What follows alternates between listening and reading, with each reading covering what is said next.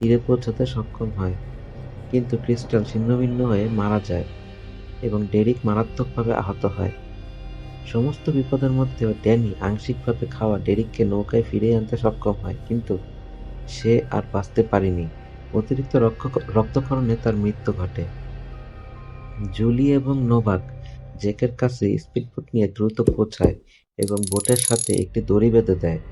একে একে Julie, Danny, Laura এবং জেন দড়ি দিয়ে পারাপার হতে শুরু করে, কিন্তু হঠাৎ আতঙ্ক ছড়ায় যখন কিছু পিরানহা ড্যানির চুলে লেগে যায়। পিরানহাগুলো ড্যানিকে পানিতে টেনে নেয়। কয়েক সেকেন্ডের মধ্যে পিরানহাগুলো ড্যানিকে ছিন্নভিন্ন করে ফেলে। বাকিরা ধীরে ধীরে পারাপার হয়, কিন্তু হঠাৎ দড়ি ছিঁড়ে যায়। জেক কোনো সময় নষ্ট না করে একটি দড়ি নিজের সঙ্গে বেঁধে ক্যালিকে বাঁচানোর জন্য পানিতে ঝাঁপিয়ে পড়ে বোটে ওঠে। জেক ডেরিকের মৃতদেহকে পিরানহাগুলোর দৃষ্টি কাড়ার জন্য ব্যবহার করে। সেই ফাঁকে জেক